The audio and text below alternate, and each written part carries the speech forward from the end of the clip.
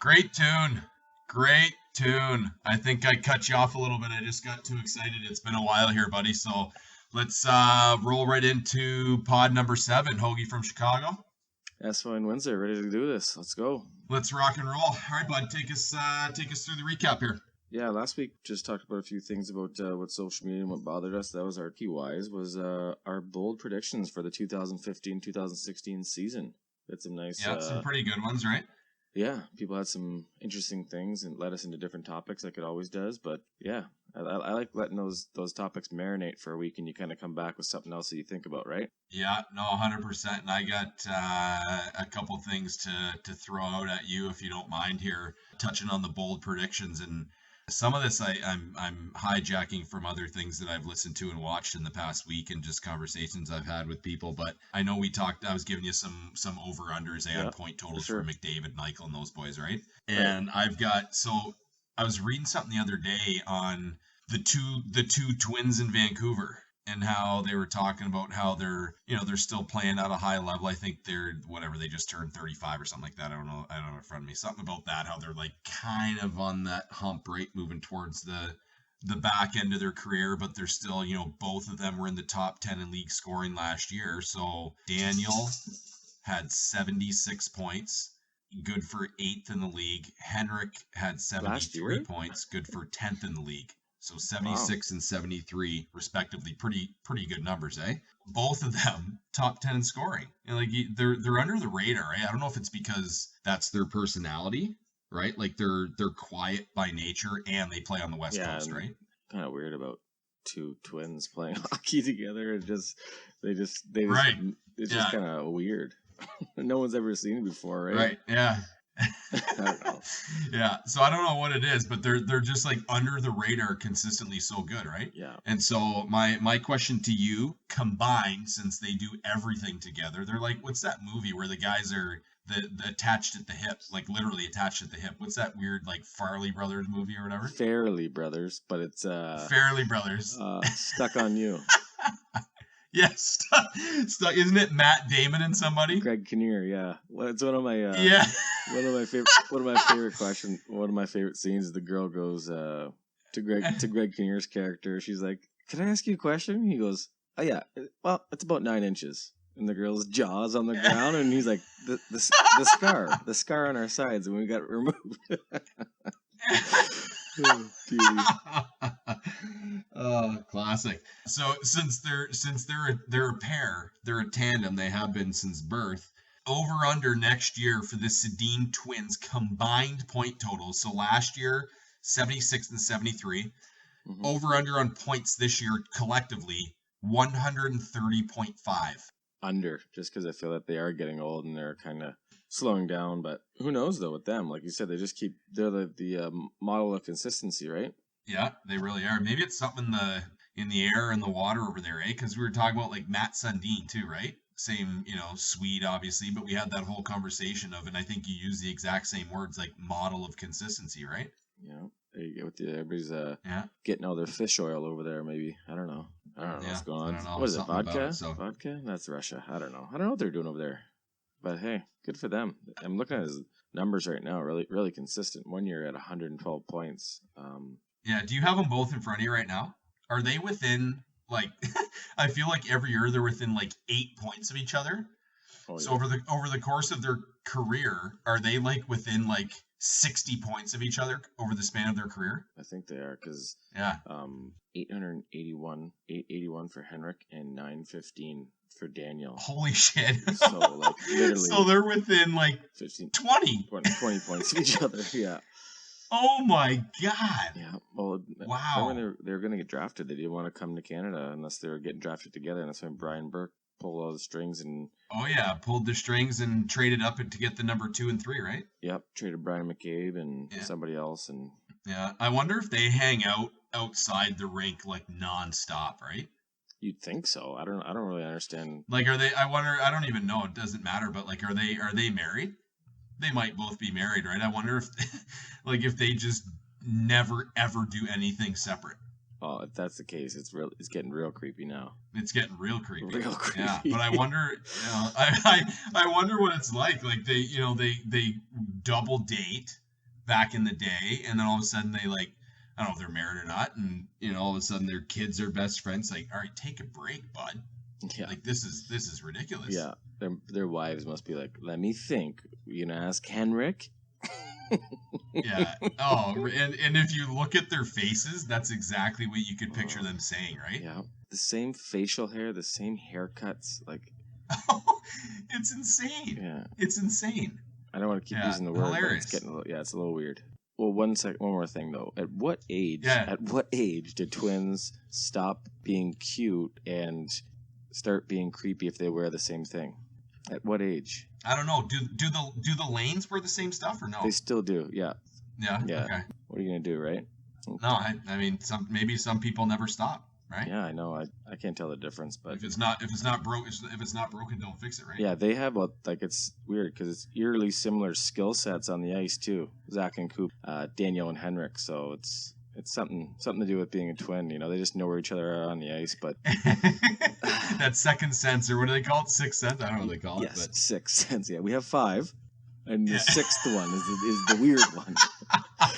Yeah. All right, it's been a long day, all right? All right, enough. Yeah. All right, my last one, and then we'll move on to just go to this week's topics. Yeah. Yeah. Yuri Hudler had a big year. Yeah, he had a huge year last year, right? Yeah. So career year, 31 goals, 45 assists, 76 points. He was number 9 in the league, right? For a guy who's usually 50 points a good year, right? Mm-hmm. So is Yuri Hudler the over-under on his points this year? 60.5. I got to go under without hesitation.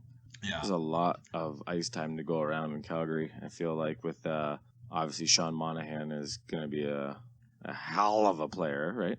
And the real one or the boring Sean Monahan? That's one of my favorite Twitter accounts ever, eh? Oh my god, hilarious! Did you see that Brian? Did you see the Brian? So funny. Did you see the Brian Burke tweet? No. About it, he did like a joke, like he ripped on Monahan. He's like, I asked Monahan if he was happy that he scored 2 goals. He said yes. That was it. he knows about the boring Sean Monahan account, yeah. and he tweeted out. It was pretty good. They were talking on a different show I was listening to, eh? He has no idea who's in charge of that. Really?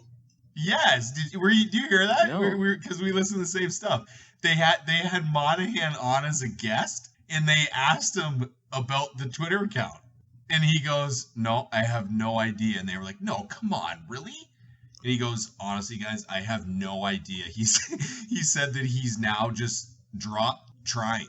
He said he used to spend a lot of time and energy trying to figure out who it was, and he thought he was close on 2 separate occasions. He used to think it was his old equipment manager from the OHL. And then he said that like he's put in phone calls. Other people have put in like texts and like trying to get the off the record conversations with people, trying to be like, hey, come on guys, like joke's over, like who is it? He has no idea who it is still. That's great. That's great. Like it's probably some little rat up in Nunavut who's just like completely messing with him, right? It's like no one he's ever been in contact with. He's thinking it's like one of his old junior buddies or like, equipment guy or like somebody. Even that, his brother-in-law, yeah. And it's some guy he's never met who's in like Yellowknife eating whale, right? Yeah, you painted a picture there, but even the profile picture for the account is funny. It's Monahan's like draft picture. Eh? Like he looks like it's almost like Dude, Where's My Car? Like he just looks like one of those dorks. Oh, it's classic. Yeah. It's so funny. Yeah. Anyways, good stuff. All right, yeah, I just had those couple to throw to you. Go ahead. Yeah, I'm touching on that. You're saying is that Hudler's a free agent after this year, and he's only making $4 million a year. So if he has the incentive to, I mean, everybody has an incentive to play well, but you have that little extra too when you're trying to lock yourself in. Yeah, let's move on. So we had this week the pop culture topic was the craziest / funniest wedding speech moments. Yep. And then we had who's your favorite tough guy and why. So let's do wedding speeches first. And if you don't mind, I'm actually going to start with mine, if you don't mind if I do that first. Please do. So mine actually, I was able to record it, which is kind of odd, but I happen to have it on my phone. So I'm just going to hit play, and we'll do it. So here. Excuse me. Like I said, I'm really glad and proud to be here tonight. I'm glad to see Frank's dad made it out. That's awesome. I haven't seen him in like 8 years. That's great. Congratulations. I love you, Dad. Sometimes you think you have true love, and then you catch the early flight home from San Diego when a couple of new people jump out of your bathroom blindfolded like a goddamn magic show ready to double team your girlfriend. And it stops right there. And it continues right here because I think what my friend Mitch is trying to say is that true love is blind. Let's raise our glasses whenever you're done in front of us. Salute. Health and happiness. Cheers, everybody. All right. So, yeah, I was able to record that. So that's one of my favorite ones. Oh, I love it. I love it. I love it. Oh, my God. Ooh. Classic. Yeah. That movie. Jesus. All right. So, moving on, though. In some of these, I don't really get because I wasn't there, which doesn't matter. Right. That's why people are tweeting them in. Cam Crowder said that Chase Crowder's best man speech. I can only imagine. Was, oh my God, right? Yeah, I can only imagine. So that's, so Crowd said that. We didn't get a ton of wedding speech ones. We had more tough guys, so I think we might be through the wedding speech ones quickly. There's one more I know. Brian Burdick said, probably received this one already, but Guinea's speech at Plot's wedding. Too many moments to choose one.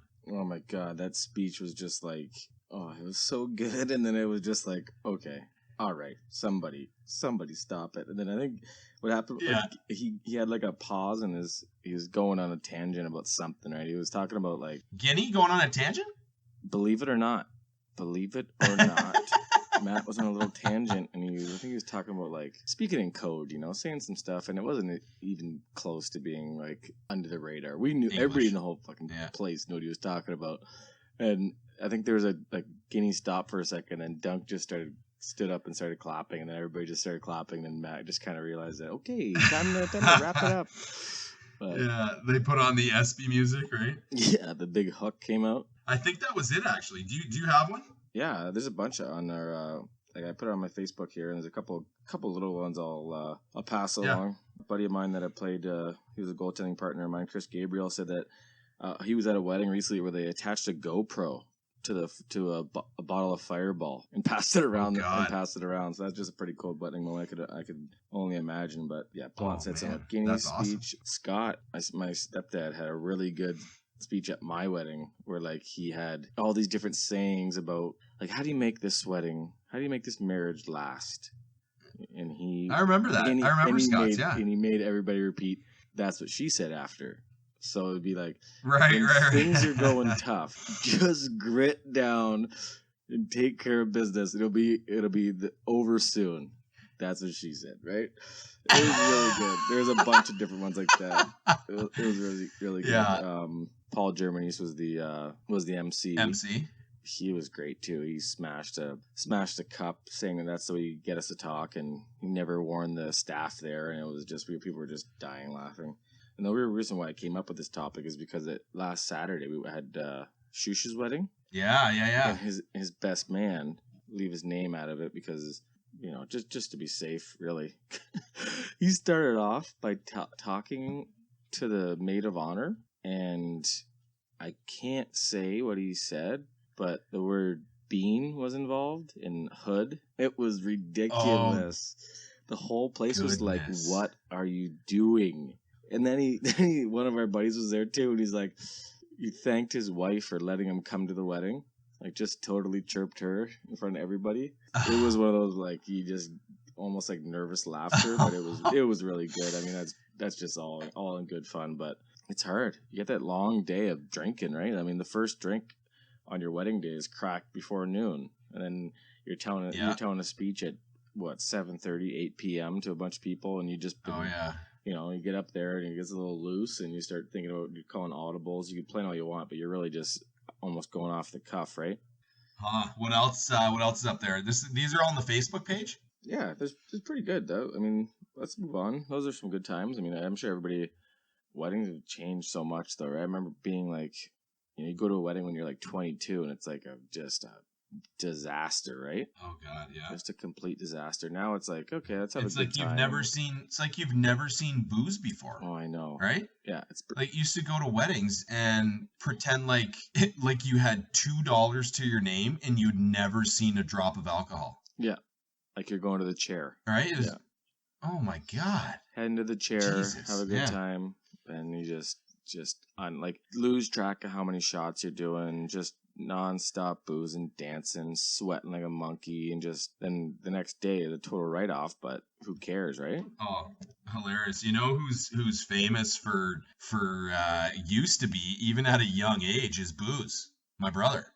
So Booze went through a string of about three family weddings, like early, like he was still a teenager, and I think it was definitely two weddings in a row where he lost his suit jacket. Really? At like three weddings in a row.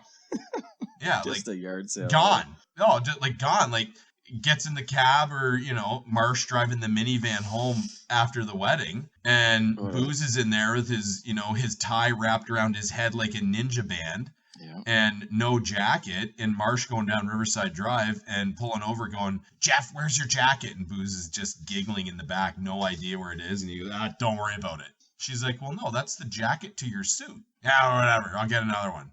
And then, basically cut and paste that into the next two weddings. And your mom, just a saint, driving you guys back. Like Tommy Oh my God. Tommy turns into the third. I was going to use a bad word to describe you guys, but Tommy just turned into the three dummies. I remember that story about you guys just having like a 40-pack of McDonald's cheeseburgers and just... Oh, we're throwing them at people on the way home. Yeah. Your mom's driving, and Tommy's just, good times. Yeah, so good stuff. All right, let's get into the tough guys. Why don't you start us with your tough guy? Well, my tough guy, it's I can't really, I mean, when you put this topic out to all your friends that kind of grew up in the same circles and at the same time, you get the same answers. I don't really want to, go off the top of my head. I'm sure it would just be somebody else that we'll talk about in a few minutes. But lately, I've been reading Darren McCarty's book. Yeah, it's called My Last Fight, I believe. I've been just chipping away at it, and I mean, when I talk about tough guys, I didn't want to, I didn't use the word enforcer. We didn't use the word enforcer on purpose, right? Because I feel like it's totally different. But tough guy, I mean, McCarty, right? I'm just looking at some of the notes I jot down, like. He had so many, he had a couple, career-defining moments that guys at his stature don't usually come close to. Like, being involved in that Avalanche brawl that kind of almost helped Detroit get over the hump, and just iconic picture. I put that on that iconic picture with him grabbing Lemieux and Shanahan and Waugh, colliding midair and that, and he's right in the... Isn't that a great pick, eh? Yeah, and that was like really a meaningless, not meaningless, but it was just a regular season game. Yep. They ended up coming back and winning overtime, and he scored the overtime goal of that game too. Yeah. I was reading in the book, and he talks about how he's reconciled with Lemieux, and they, they're cordial to each other. But Lemieux was telling him that he wasn't really turtling. He said he got knocked out by that punch and was trying to regain his senses. And McCarty was punching him. Lemieux said that first punch that McCarty gave him in that brawl was the hardest punch he's ever been hit by in his life. And no, yeah, he said he's never been hit harder in his life. And McCarty said even looking at the still shot of it, the fist that he has loaded up is beet red with, you can see his knuckles through his skin almost, right? He's never even squeezed his fist that hard since. And do you know what? Here's something funny. He got 4 minutes for roughing. In that brawl? In that stoppage of play. 4 minutes for roughing, and just sat in the box and came out and scored the overtime winner. Jesus, and I remember that overtime winner was like a little tic-tac-toe, remember? Yeah. Remember that goal, eh? Yeah, he's obviously battled his demons with drugs and alcohol, but that year he had, the first year they won was 96-97, correct?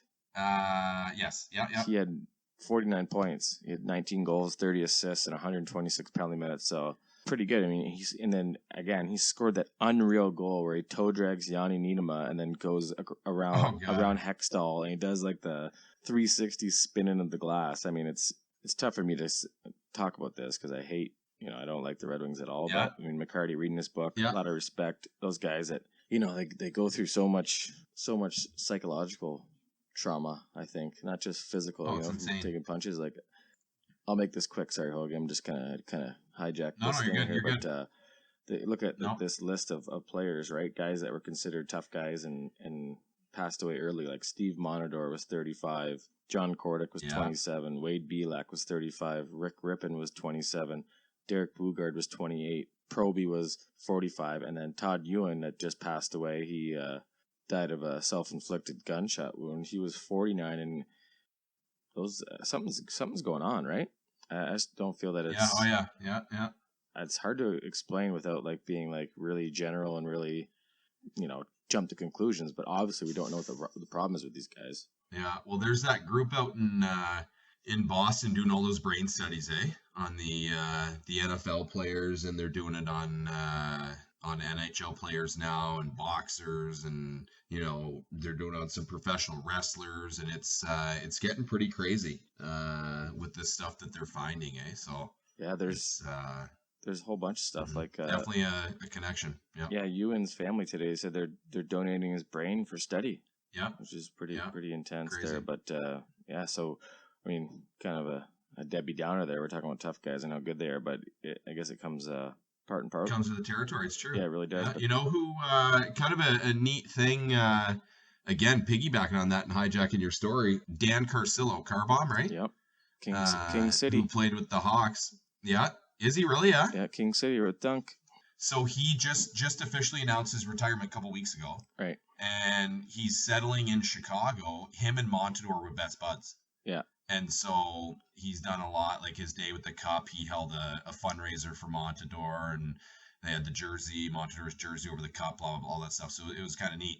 But he started up a foundation just recently, and it's all over Chicago right now as far as getting publicity and fundraisers and getting the name out in the community and all over the city and stuff like that. And the whole purpose of it is to give guys, and I don't know all the details, so I'm going to be a little bit vague here because I don't want to mess it up. But something about giving guys a plan for once they retire. Because they said that Montador, that was his biggest problem and biggest thing that he just never really came to grips with, is that from the time he was 17 until he played his last game, his life was planned out by the coach or the trainer. Yeah. Right? It was like on game day, you get up at 8:30, you go to the rink, you have morning skate, you have breakfast with the boys, you take your nap, you go play, you go for a couple beers, or you get on the flight to the next game, and you repeat. And then the summertime, you take 2 weeks off, you go to the cottage, and then the training starts. And then crazy. You go to training camp, and you do the same thing every single hockey season. And all of a sudden, I mean, you're like 32 or 35 or pick a number, and you're essentially retired. Yeah. Right? Yeah. It's like, I mean, that's like us right now, with a bunch of money, never really worked in your life, and you're used to having such a regimented, like, kind of, intense, stressful, whatever you want to call it, lifestyle, to doing nothing. And they said Montador would spend days of just sitting in his apartment, not knowing what to do. It's really sad. Yeah, and for sure. I mean, I always feel that these guys are just, yeah, you're right. They never truly grow up. I don't feel like, right? Because you've never really, like, depending on who these guys are. I mean, most of these guys were like pretty like skilled guys growing up, and they just had to become fighters, right? I mean, I look at Carcillo right here, and he was a point of game player with starting to sting when he played, and all of a sudden he had to be a fighter. He's only 30 and he retired, so it's just that these guys, they never have to grow up, and they get, like you said, everybody's telling them what to do, and they just never have to, like, it's never being told no. It's just there's so many other elements too, right? It's like I always hate like comparing actual sports to like war veterans and what they go through, but when you use the term like PTSD, like post-traumatic stress, like these guys, I couldn't imagine the nerves you go through every day knowing that you have to fight to keep your job. Like why, like, you don't grow up in the streets or in your basement fighting. I mean, I hope you don't. Right? You grew up, you want to score that goal like McCarty did in Game 4 against Philly there to sweep them and win the cup, right? You don't want to go and be like, oh, I can't wait to go play 6 minutes on a Tuesday in Atlanta and have to fight some monster for no real reason, you know? Right. Yeah. Just it's crazy. Brutal. Yeah. So, I mean, we're still going to touch on what the guys said, who they picked, but what do you think? Like why would we even why is there fighting allowed in hockey if this is happening with these guys? Well, I mean, it's part of the game, right? And I mean, that's an easy, vague, general statement to make. But do I think that they should allow fighting in the game? I do. You know, do I think that once a week there should be a Wings Colorado brawl? No. You know, I really don't. And that's crazy. You know, do I think there should be a Bell River, Hanover? Hanover, brawl? No, as much as we got all fired up and we thought that was, awesome and it's team bond. I mean, it is, but, is that hockey? It's part of it. And I think if you take the fighting out of it, it's going to lead to big time issues. And we see right now that fighting has decreased significantly, right? Big time down. Right, because there's no. But every once in a while, there's still a good tilt, and it's still, my opinion, still needs to be done in order to keep everybody in check. Because every once in a while you get these little idiots or big idiots running around, and if there's a rule saying you're not allowed to drop the gloves, I think it just leads to bigger problems than if you have a tilt every once in a while. Yeah, because everybody compares it to other sports, but hockey's the fastest sport. It's one of the only sports where you can't just run out of bounds and be safe. You're carrying a weapon, and having bodily contact is encouraged at every level. So, I mean. You could do a lot more damage to a guy with an illegal hit than you can fighting, I feel, right? Agreed.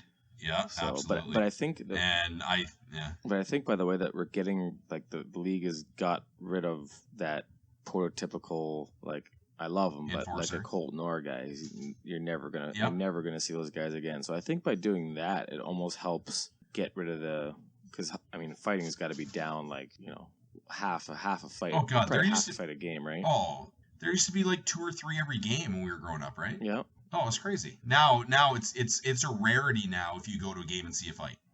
I can't. I would say it's not the norm. It's not the norm to go to a game and see a fight. It's out of the ordinary. It was before. It was like 2 or 3 a game. Yeah. Okay. Well, let's go. I got a bunch of Wendells, right? Wendell Clark. Yeah, do you? Okay. Yeah, Gabe's, Chris Gabriel again. He said Wendell because he took on guys like Probert all the time, and captain of the Leafs, and just tough as nails.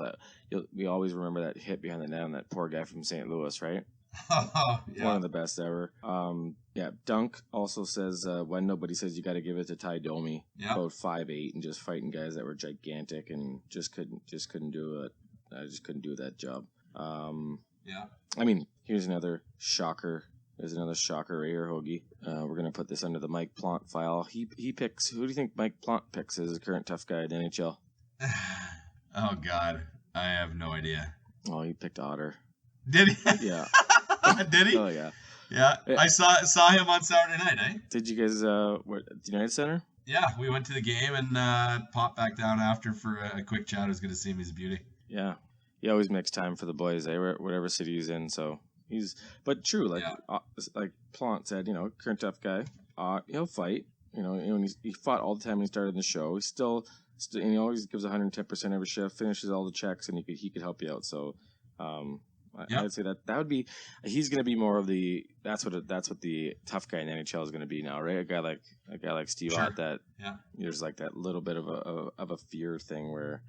Who do you think? Or Lucic, right? I mean, Lucic is the staple, right? Guy can play, guy's big, guy can throw him, and he creates space out there just based on the fact that, like you said, there's a little bit of an uneasy factor when you're gonna give him a cross check in the lower back because you're not quite sure if he's gonna drop him or not. Yeah. Oh, 100%. You just want that little doubt in the other team's mind that they can't do whatever they want. That's all it is. And it's not, it's not that you need to be a complete mess and, drop the mitts and just go absolutely bananas for no reason, but you just got to, like, just that half a second, not even half a second of, thought before they do something. It's like, oh, you know what? I'm going to run Connor McDavid. I might not because, A, B, and C are, they might come after me, or I'm not going to give Lucic that, that slash behind the knee in front of the net because he might turn around and just drop me. Yeah, and it's the same way too, where you have a guy on your team that looking at the bench and like, why'd you have to go and hit McDavid? Now their tough guy is going to want to fight me. Yeah, exactly. That's why I don't think you can ever get rid of it. I really don't. And you don't need to have a Ty Domi or a Joey Kosher. You could have a Lucic or a Pronger or, pick a guy, Shanahan, who they're guys that you don't want to have to answer. Now, do you feel, there's difference between what you would want and what you think is going to happen? Yep. Do you see the day where fighting's banned? I do, yep. Yeah, I do too. I was talking with... yeah, I do. I talked with Steve. I was over at Ott's house in the summertime, and he thinks eventually there's going to be no hitting. Yeah. And he's kind of kidding, but I know that he's kind of serious too, where it's like, he knows that, like, I mean, those guys, for every concussion that gets documented, there's probably 2 or 3 per guy that you don't say anything about. For sure. Yeah. Yeah. Yeah. What do you got? Crazy. What do you got? On our, what's that? What do you have? I have Proby. Yeah. I had a toss up between Proby and Domi. Mm-hmm. I did. I was always, as much as Domi was on the Leafs, and I was, obviously not a Leaf fan, but just the way he played, Yeah. And the energy he brought, and just there was not one guy in the league that he would not drop the mitts with. Not one guy. And if you needed energy, if you needed, a jump on the bench, he would dump the puck in. He could not skate, and he would just go in like that little pinball, or that little bowling ball, and just run over defensemen and stick guys and all that stuff. So Proby and Domi are my two. You finally got it right with the pinball, eh? Yeah. Took me a while, but Tim knew what I meant. Yeah. A couple of guys here. We got George Peros. Yeah, respect. Okay, on the Twitter. Yep, K-Boy, Kelly Buckberger. Yeah. He'll go get the puck first, he'll block a shot with his face, and he'll throw down for teammates and not back down from heavyweights. That's a good guy right there. Yeah.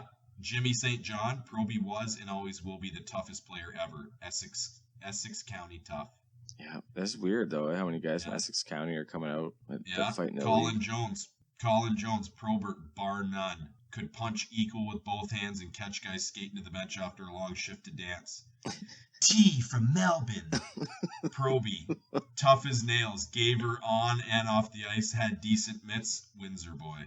Yeah, because Tim, partial to toots. Never seen him back down to anyone. Proby for pass in all time. He wanted to hurt you, but he still gave you respect. Did you hear that story about? There's a couple little stories here that when Probert wanted to kill Vooks at Johnny Shots one night. No. Oh yeah. Yeah. So Jesus. The story goes with Vooks. This is back in the day when we would be at Johnny Shots twice a weekend for from the time you were 22 or 25. He somehow him and Brian Beneteau and a couple of guys I think were playing pool with Proby. They got finagled over, started playing pool, So Vooks, for those who don't know Vooks, he's a wiry fellow. I would say that much. Would you? Yeah, good description. Yeah. Yeah, he's about on a good day 5'7", but he's playing and he's playing pool, and I'm sure he'd just been gumming Proby the whole time. And I guess there was a last ball to go in, right? And Vooks leaned over it, and he said, "This ball's going in the corner, going in the drain." And he looked at Proby and said, "Just like your career." And he hammered it, and he sunk it, and then Probert just went snap and like, "I'm gonna He goes, I'm gonna effing kill you." All his buddies are holding him back, and Vooks is still like egging him on. No. Oh yeah. Fast forward like 3 hours later in the night, Proby and a buddy and Vooks and Beneteau are drinking in Beneto's garage. No. Yeah. And part of the story was that Beneto's mom came. Oh my God. Beneto's mom came down and was like, Brian, can I speak with you? And she's like, who are these guys in their garage? He's like, Mom, it's Bob Probert. Leave me alone. Go back to bed. Go back to bed. No way. Oh, yeah. That is classic. Yeah. That is classic. Yeah. My God. Who did you have? Did you say it already? You did. Yeah, I talked about McCarty. Dummy. That's right. Okay. Good stuff, bud. You know what? We're cruising right through here. Why don't you give us your weekly 60 seconds of Thursday night hockey? 60 seconds of Thirsty Thursday here, ladies and gentlemen. It started off a little rough. You know, it's a disappointing start. This week was a low point for the year. We drafted 37 guys to split up 2 teams. This week, my team had 1 guy on the bench and I was in net.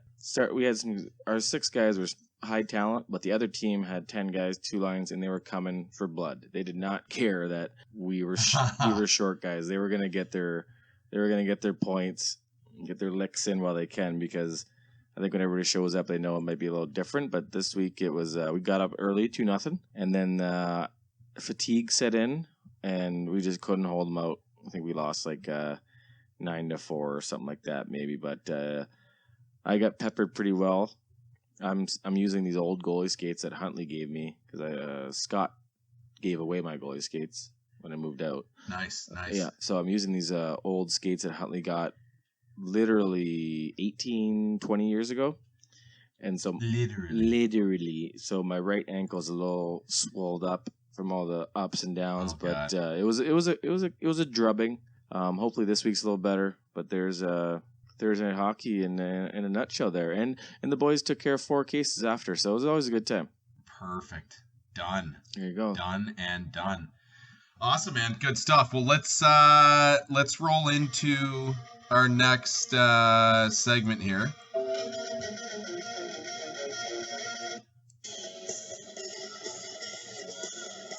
Yes. Jungle Sea, baby. Our little Jungle Sea. So I got one here for us.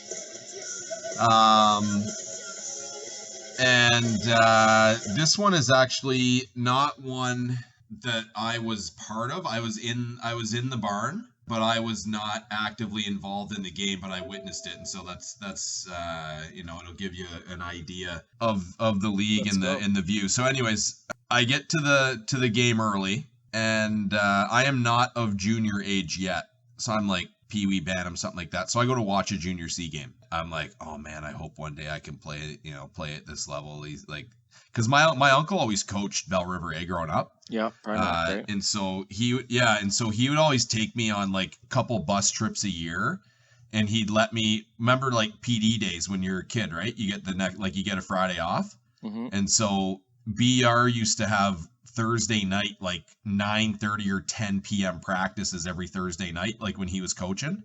Yeah. And so whenever we'd have a PD day on a Friday, he'd talk to my mom or find out ahead of time and let me go practice with the boys, when I was like 9, 10, 11, 12 years old. And I just thought that would be like that. Oh yeah. I used to think it was the coolest thing ever, right? I'm in full gear. I'd like take a pre-practice nap, and Marsh would make me pasta. I was like hardcore to a kid, That's awesome. And so I'd go practice with the junior C team on a Thursday night, right? And I'm just going balls out like it's a tryout for a professional team, Like I'm like, oh, I'll show these guys, right? So anyways, so I'm sitting there going, oh, I wish I can, play for the team, whatever. So fast forward, I'm Pee-wee Bantam, doesn't matter. I get there early, and I was with a couple guys, I'm not going to say any names, with a couple guys on my team. And we get to the rink early. One of the parents dropped us off, and we walk in, and warm-ups are going on. So you always get the guys that are like leaning over the red line, or like one skate over the red line, or like shooting a puck, just being a hero, right? Or the guy that just skates really slowly across, like right along the red line, and just stares at you, right? Yeah. Like just looking for something, right? So we're sitting there, we got like French fries, like arena French fries covered in vinegar, like nothing better, So we grab our fries, sit down, we're watching warm-ups, and kid on one of the teams goes skating off. And he's kind of like pushing with one foot, like his skate broke, So fast forward 90 seconds, and the big idiot who was looking down, skating along the red line, sucker punches some guy as they're crossing paths. So all mayhem breaks out, full out, everybody on the ice fighting in warm-ups. And no refs, right? No refs. Like a linesman is like stretching. Linesman's got his hammy up on the sideboard and trying to stretch out. He just like, worked his 9 to 5 and he's, he's thinking he's just in for a low key, Tuesday night in Essex. So he's like, oh my God, what's going on? So everybody's going, everybody's fighting. We look and the guy whose skate broke comes running back onto the ice with one skate. He's got a sock. He's got a bare foot with a sweat sock on it and no uppers. So he goes to the room. His skate broke. He takes his shouldies off and his elbow pads off. He's got a t-shirt underneath. And then he must have heard all mayhem break out. So he comes running back onto the ice to be part of the mix. He's got no top on, just an old t-shirt and one skate. So he's got one skate and one bare foot with a sweat sock on it. And he's just trying to grab people.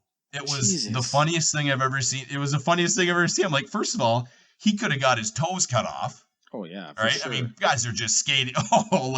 But hilarious. He's sitting in the room. He probably just heard the place go nuts, and so he comes running back onto the ice, no tops on, no bucket on, no gloves, and he comes running back out there like a wounded warrior. It was hilarious. Where was it? And we're sitting there just eating our fries covered in vinegar, going, "This is unbelievable." Yeah, but like this is awesome, right? You're saying like this is awesome. This is awesome. Yeah. And so, it settles down eventually. Guys get tired and they break it up, and by this time the ref and the other linesmen are back out there and separating guys, and Zamboni comes, cleans up the ice, and they sing the anthem and they play a game. Yeah. Jesus. It's the craziest hilarious thing. That's the Jungle C for the week. Yeah, there's your kids there's the idols growing up, right? Oh, big time. I still to this day, I kid you not, if you go in my parents' basement, I have autographed sticks from the old Bell River Canadians hockey team. Oh yeah, for sure. I remember. Yeah. Oh yeah. Like me, I'm sure you. Yeah. And then my uncle bumped up he coached Chatham and then Tecumseh. Well, first the old Windsor Bulldogs, then the Chatham Maroons, then Tecumseh Bulldogs. Mm-hmm. When he was coaching Chatham, he used to let me ride the bus, So again, same thing. If like school day off or whatever is, a weekend trip, I'd ride the bus. And so I'm like this nerdy little like 10 and 11-year-old kid riding the bus with these junior B guys and going for pregame meals before playoff games. Like I just thought I was the cat's ass. Wow. Like just those guys seem so like they're much fun. 30, right? Yeah. Just like some of the names too. Like I remember like the names that stood out back in the day when I was like, oh, this guy's like NHL caliber for sure. He's like a third liner for the Bell River Canadians, right? Yeah. Sure, Yeah, but it's good stuff. I used to be at all the games. It was awesome. I got a couple. I got some rapid fires for you. Okay with those? Hit me. Let's go. I'm just gonna bounce around a little bit here. So I've got 10. So this is the weekly 10 rapid fire. Just whatever comes to mind. So your favorite type of noodle: long spaghetti or the short and hollow ones? Penne? Yeah, penne. Penne, short and hollow penne. Okay. Chicken: is it better hot or cold? Hot. Okay.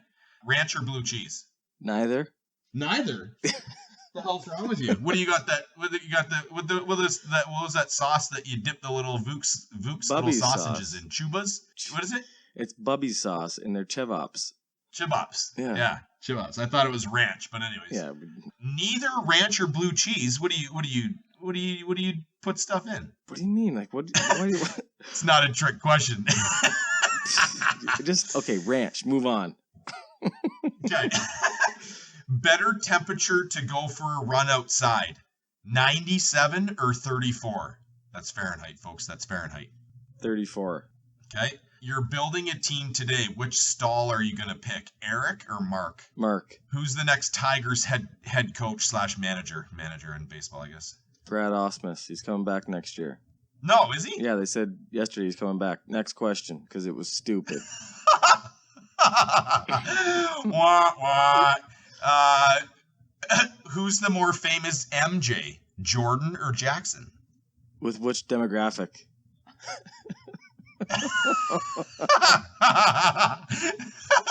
My shoulder was separated literally. As on the weekend, Jamie's like, "Who's Michigan playing football?" I go, "They're playing Michael Jackson's favorite team." She's like, "Brigham Young?" And then took a second. She's like, oh, "Real nice, real nice." That's pretty good, actually. I've never heard that one. Yeah, shock. Yeah. What's your answer? More famous MJ, Jordan or Jackson? Jordan. Okay. First thing that comes to mind when you hear, I had Brad Osmus on there, but apparently he's coming back, so you're going to skip that one. God. Jamie McCowan. Wood stick and the Mark Messier helmet and a mean mustache. So just probably mustache. Perfect. That's exactly what I was thinking. First thing that comes to mind when you hear the name Kobe. Your brother-in-law? Kobe. Kobe with a K. Don't worry. Like the beef. We'll edit that out. The Chappelle Show, when the guy goes, Kobe, when he throws away the dome. Do you know what I'm talking about? Okay. No. Are you there still? Fill us in. No, don't worry. Just keep moving along. It's over. People know. No, you don't. That's it. That's my 10. That's my 10. There you go. Good job. I like it. Good 10. All over the map. I like it. All right. Kept me guessing. Thank you. There you go. I didn't think you'd get that worked up over ranch or blue cheese, but God, I don't know how you live without either. Jesus. I mean, yeah. Do you have those in the fridge at home? No, not blue cheese, but ranch. Yeah. Although I don't use it. I hardly ever use it, so I don't know why I'm so fired up about it. Yeah. If I'm going hot wings, I'll probably go blue cheese. But hey, or celery, eh? If you get celery on the side, like if you go to Johnny Shots and you're gonna order a bucket of wings, are you getting, what do they always say? Like, do you want celery, carrots, ranch, or blue cheese? And I always just say yes, please. All of the above, right? Just hit me with the garden, eh? Yeah, I do. Yeah, all of the above. You need to be able to get those wings out the next day. Yeah, well, absolutely. You need some roughage. Roughy. Yeah, get the roughy going. But before we're getting close. Yeah. We're getting close to wrap up time. We hit a big milestone this week. We didn't mention that we're an officially sponsored podcast. Yes. Yeah. Yes. Our absolutely close friend of the show, Paul Germany's. They call him in the realtor world the Royal LePage 12 gauge. He's always working for you. So we're gonna come up with a weekly topic right now. People out there, if you anybody you know, you're looking for a house, trying to sell, Paul's your guy. This guy is unbelievable at what he does. He's really quite unbelievable what he's doing with his work, and he's just number one guy in the city for Royal LePage, and he's just selling houses just by being himself and taking care of his clients. I mean, he helped Harry's parents sell their place, and they love him. And really, yeah, and they love him. So we're gonna do the nice. And since Paul's slogan is always working for you, because he just wants to constantly be there for his clients, it's gonna be the Paul Germany's always working for you hardest player of the week. We're each gonna give a guy. So my guy this week is Brent Seabrook.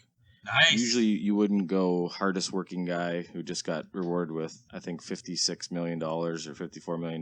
But I feel like he's been one of the he's a hero for the Blackhawks, but you always think about Kane, Taves, Keith, maybe even Crawford before you think about Seabrook. If you're K-Boy, you always think Hossa too, right? So, yeah. But Seabrook has been a stalwart, a linchpin, a number one back there, a number one on most teams, and a great number two behind Keith. He cashed in, right? Why should he deserves his money just as much as anyone that's made these runs, I believe. Don't you agree with that? Definitely, 100%. Yeah, 100%. Always scores the big goals, especially as a D, right? He sunk the Wings a couple years ago in Game 7 in OT. Oh, Mr. Overtime. Yeah. Yeah, Mr. Overtime.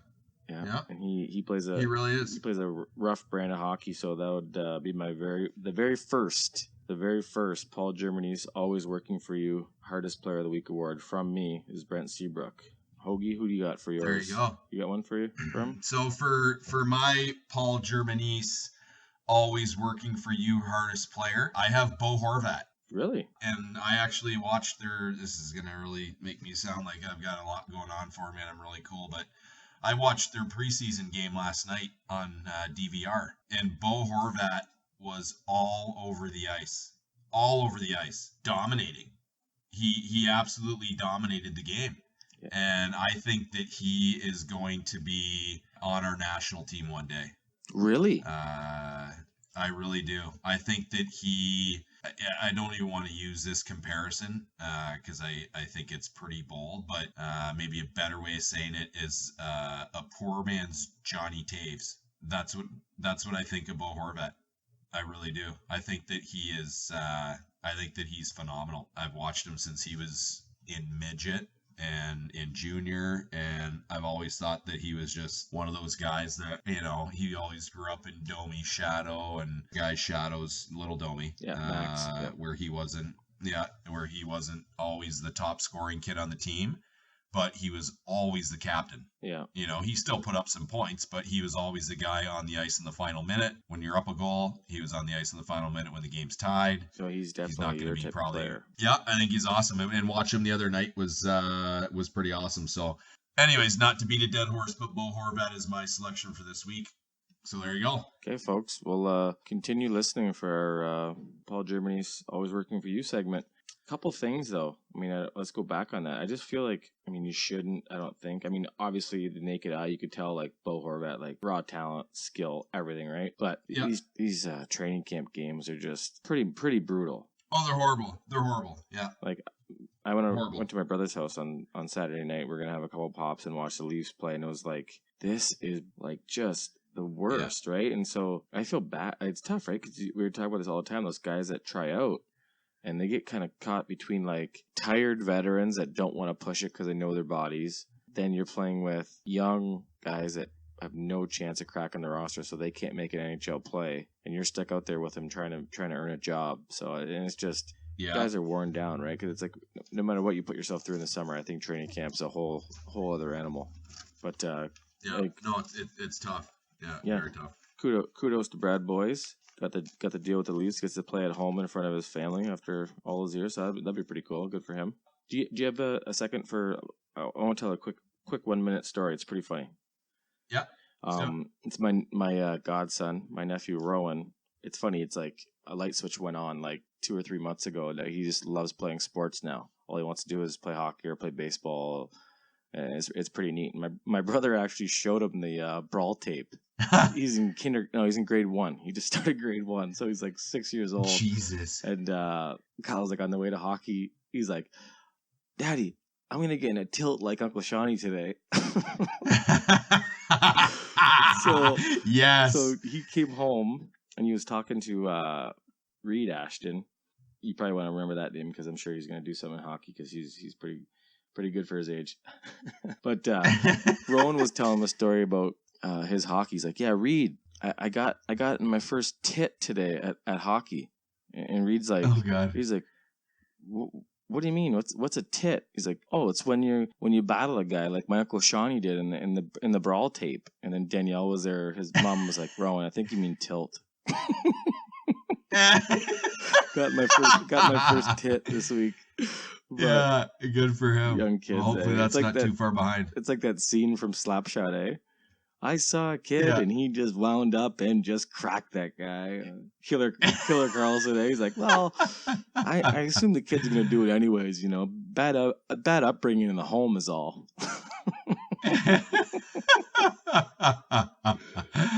That's awesome. Yeah. Good stuff. We're wrapping up, bud. That flew by as it always does. Yeah. I'm gonna play us off again with a beauty tune I love,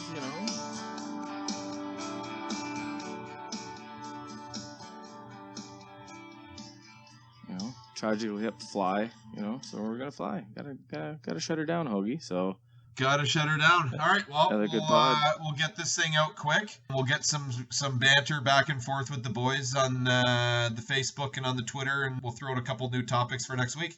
For sure, bud. All right, buddy. Talk to you soon. Love it. Okay, love you too. Bye.